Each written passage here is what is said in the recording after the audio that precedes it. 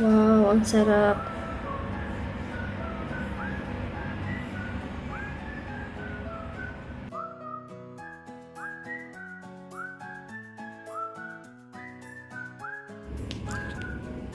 Hello mga padaba! Diyos marahin na aldaw sa Indo Boss. Once again, this is Vgee Imperial, your Bicolanang food blogger. And for today's recipe, we are going to cook special laing. Bakit nga po ba special?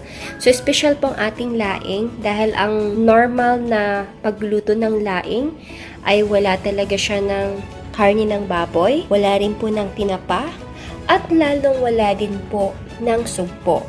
Pero syempre, dahil special ang aking recipe, gagamit tayo niyan. So, ito po ang ating mga ingredients. Of course, gagamit po tayo ng fresh na gata. So, ito po ay i-blend ko po siya maya-maya lang po. So, we have here hot water. So, yun po ang gagawin natin mamaya para po mas lalong makuha po natin yung katas ng ating gata. Una po muna ay ilagay po natin ang hot water dito sa ating kinudkod ninyo. Ayan. So, i-blend po natin siya. Guys, tapos na po natin ma-blend. So, guys, ito na nga po ang ating na-blend na kinudkod ninyo. Ayan. So, ito na siya, guys. So, mas maganda kapag na-blend. So, ang nagturo nito sa akin ay si Ate Eden, ang ating pinsan. So, ayan. Nakuha talaga niya yung, yung katas sa kahit kunting tiga na lang. Ayan. So, ito po yung ating unang gata or kakang gata. So, ito na, guys. Ito yung ating taro leaves. Cut muna natin. So, masyadong malalaki po ang mga dahon, kaya ikakat po natin siya. So, pwede po natin siya ikat. Ayan. So, kanya-kanyang version po tayo ng pagluluto ng ating laing. So, normally po, yung paboritong-paborito po talaga ito, especially kapag yung nanay ko yung nagluto. And syempre, kapag sa Bicol, ayan, so, fresh from the farm, ika nga ang aming mga mga gulay. So, may tanim kaming gabi. Kaya, ayan, so, pupunta lang sa farm. And doon po sa Bicol, hindi lang po dahon yung ginugulay, pati po yung katawan niya. Mas masarap sa laing kapag maraming gata. Ayan. So, wag natin titipirin sa gata kapag nagluluto tayo ng laing. Pero pag nasa ibang bansa, ayan, so, bibihira po yung may fresh na, na gata na nabibili natin kagaya sa Pilipinas. Kaya, so karamihan ay pwede pong gamitin yung nut milk na nasa can or powder. Pwede rin pag wala po ng fresh.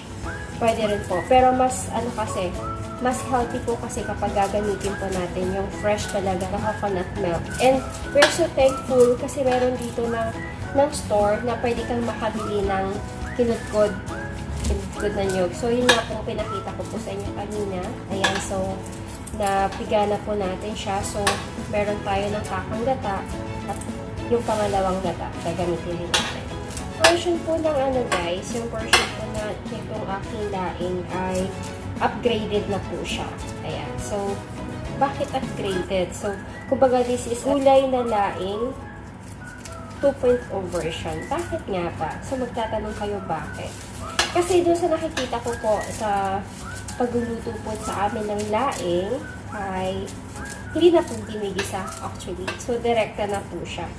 Pero syempre, dahil special po ang ating laing, magigisa po tayo. Okay? So, it's up to you pa rin guys kung paano nyo pong gustong lutuin ang inyong laing. Paano nga ba yung pagluluto ng laing na hindi makate? So, panoorin po natin. So, hugasan po muna natin guys.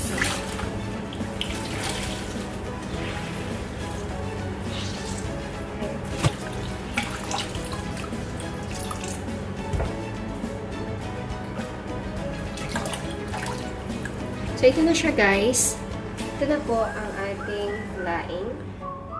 Ito na po mga padaba ang ingredients ng ating laing na special. Garlic.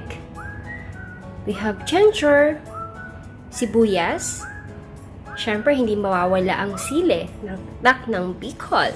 And meron din tayo dito ng bagoong alamang. Siyempre, gagamitin tayo ng tinapa, subo, at siyempre, karne ng baboy. At meron din tayo dito ng dalawang klase ng gata. The first one ay ang ating kakang gata or unang gata. At ito po ang ating pangalawang gata. And syempre, ang ating main ingredients, dahon ng gabi or taro leaves.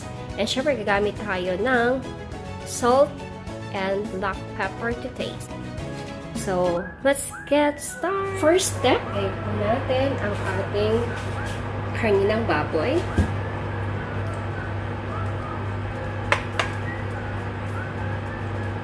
So, ang gagawin po natin, lalagyan po natin ng water.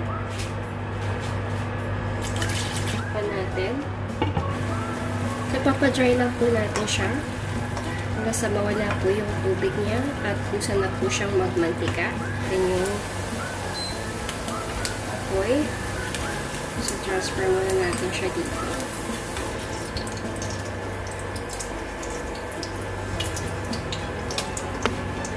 Ito pong shrimp natin. Light ano lang po.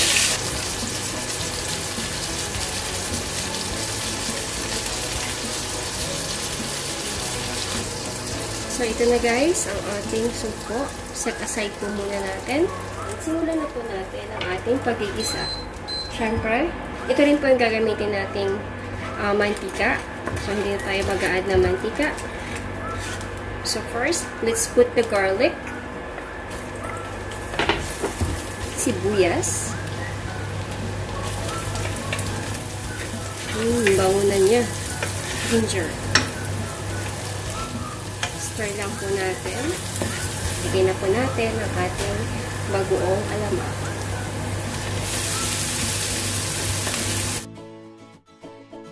Now, let's add our ground black pepper. Kung gaano karami ang inyong ilalagay, pero para po sa akin mas maraming paminta, mas masarap po. Okay, so ganyan na siya. Lagay na po natin ang ating gata. Pulo na po yung ating gata. So, pwede na po natin ilagay ang ating dahon ng gabi. So, make sure po ng ating dahon ay nahugasan po natin. Hindi na siya masyadong dry na dry. Unlike kanina. Talagang super gaspang ng texture ng dahon. Ngayon ay medyo soft na siya. Ang sekreto po sa pagluluto ng laing para hindi makate ay huwag po nating hahaluin during 15 to 20 minutes. Kasi ang turo sa akin ng nanay ko, pag hinalo mo siya, yun ang kaya kumakate.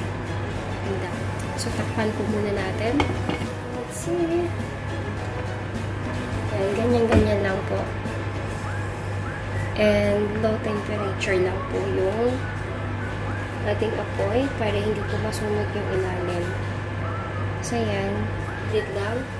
And medyo nag-dry na po siya. After 15 minutes of cooking time, it's time to add our fried pork belly. Next, let's put also our shredded tinapa or hinimay na tinapa. Yan po, open natin. Ayan, ganyan lang po yung sa gilid. And now, we're gonna add our kakang gata. Here we go.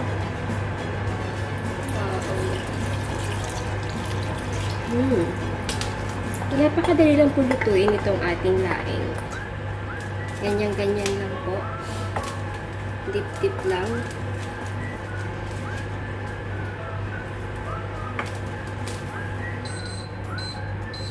Sakto lang po yung ating apoy.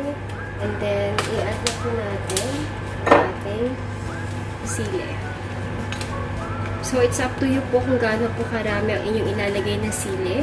So, normally po sa mga taga Bicol ay nako, kapag yung pamangkin ko, yung asawa ko, ano magluto dito, for sure, super dami ng sili. So dahil ako po ay isang Bicolana pero hindi po ako masyadong mahilig sa sili, kaya ganyan lang konti yung nilagay ko pong sili. Okay, takpan po natin para maluto po yung gata. Make sure po na naluto po yung gata para hindi po siya madaling mapanis. At mas maganda kapag lutong-luto yung gata dahil makikita mo yun para nagmamantika siya. Okay, let's check. Alisin na po natin ang takip. Wow! So, tingnan nyo dito sa gilid.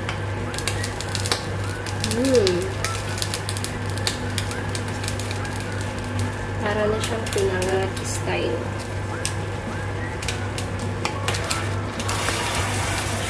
Ganyan.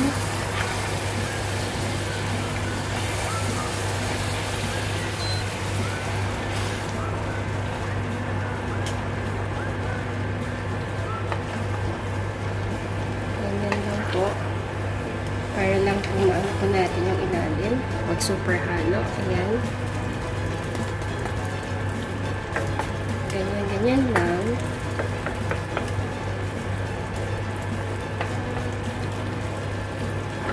Add na po natin ang ating siniparate natin kanina na kalahati ng sibuyas.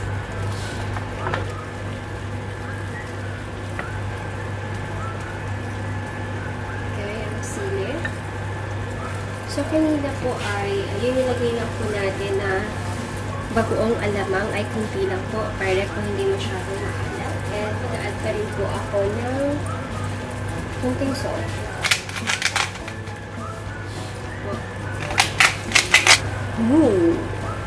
Sarap po niya. So, i-add na po natin guys ang ating soup po. Ayan. Sarap. So, antayin lang po natin maluto ang ating gata. At syempre, ang ating laing. So, para hindi po siya makate, make sure po na luto-luto po yung ating laing. And wag po tayong matatakot na baka ma-overcook po yung laing kasi hindi naman siya na-overcook eh. So, mas maganda nga yung lutong-luto siya para mas soft ang texture po ng ating kapag kinain natin.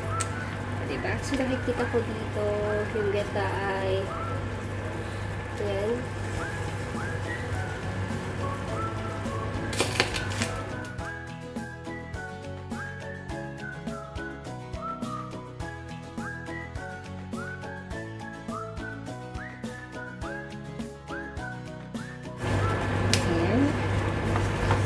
Yung ating pong laing ay ayoko po ng masabaw. Mas gusto ko po sa kanya yung medyo dry. Pero hindi naman sobrang dry. Kasi gusto ko lutong-luto talaga yung gata. Yung to the point na parang nagpamantika siya. Mas masarap po yun. So yan. Nagawin na natin ang ating gata.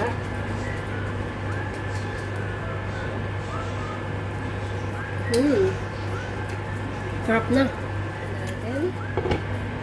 Mahinang apoy lang po, ulitin ko.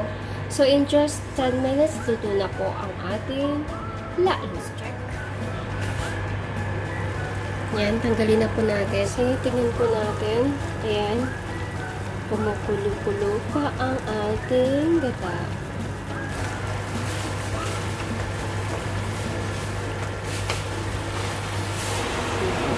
Try na siya sa natin. And now, ang pinakahihintay ng lahat, luto na po ang ating laing at transfer na po natin sa serving plate.